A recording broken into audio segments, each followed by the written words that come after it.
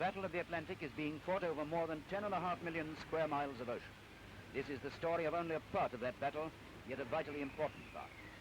Every hour of the day and night, through icy gales and lashing spray, the ships of the Allies plow steadily northward in the storm-tossed Atlantic and the Arctic Sea. They bring food and supplies to the theaters of war, supplies without which Britain could not possibly continue the fight.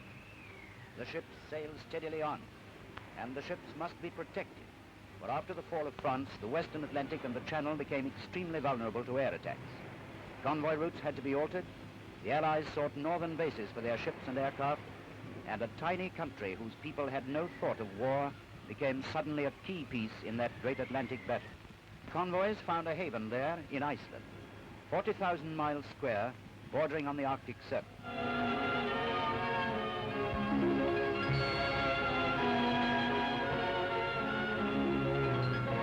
An island which until this war was so remote from the paths of international trade that no foreign force had attacked it since Norwegians colonized the country 1,000 years ago. The Vikings came to this rocky land so like their own Norway. They founded a democracy there, and they established the Althing, the oldest parliament in the world.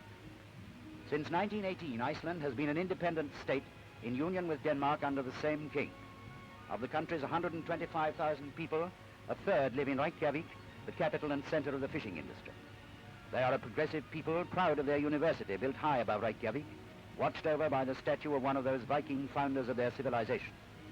Thousands of miles of this land are treeless mountains where no man can exist.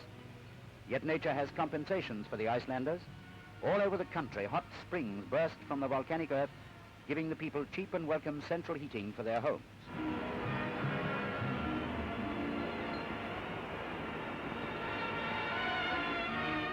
The farmers used this gift to build an industry. The heating for their greenhouses was free, and before the war, Iceland actually exported early tomatoes and hothouse produce to Great Britain in competition with the Mediterranean countries.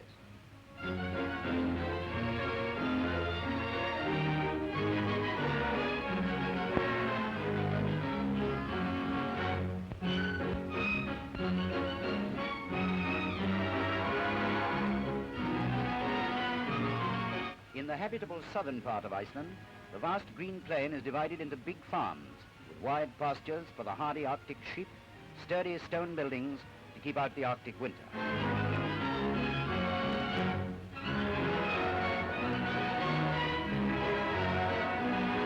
The roads are few, and the tough Icelandic ponies are important members of the community.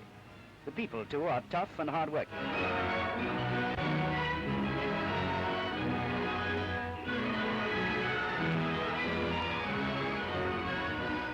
Yet the Icelandic girls are famous for their beauty and as keen on sport as their Scandinavian brethren, whose ski clubs they copied and used in the leisure hours of their long, icy winter. But war came to Iceland as it came to other peaceful, freedom-loving countries in 1940. Yet it came without bloodshed in the peaceful occupation of the island by British troops.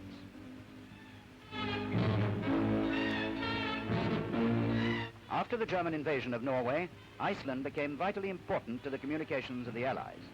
Study its position in relation to Great Britain and the United States of America. Thus, the British moved in, and later the Americans, not as invaders, but as friends. The Icelanders recognized that if Britain had not forestalled it, they would have suffered a German occupation.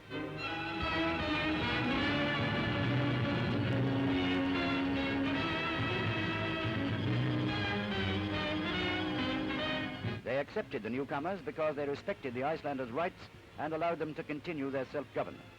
The island was rapidly and thoroughly fortified.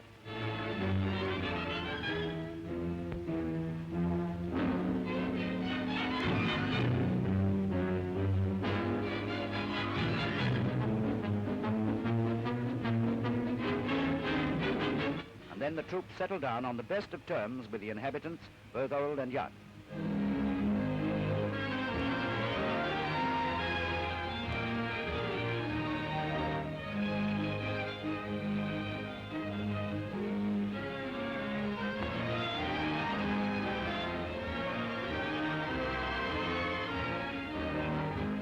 In 1941, Germany's attack on the USSR doubled the importance of Iceland's position, for now the convoy routes were stretched still further over the top of Norway to help our new allies.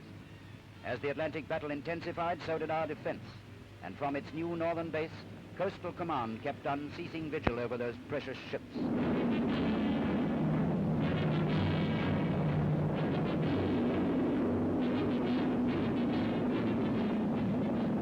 hundreds of miles from land, out over those icy northern waters, Catalinas and Northrops watched over the ships.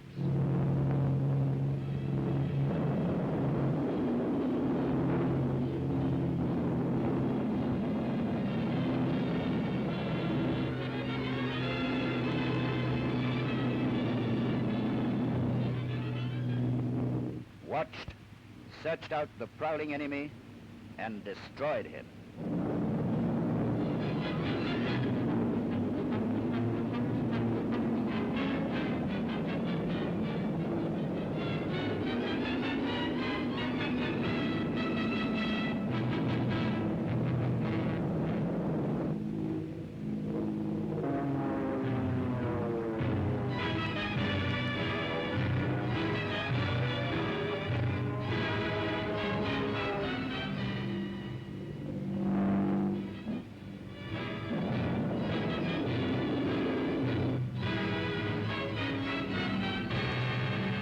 In April 1941, Norwegians came again to Iceland.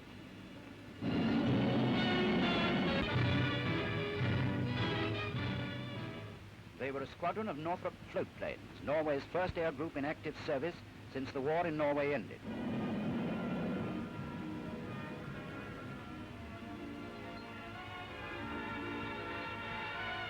Here's a typical station of that squadron.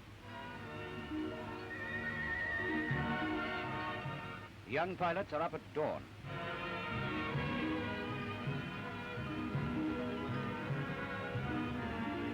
No more dreaming.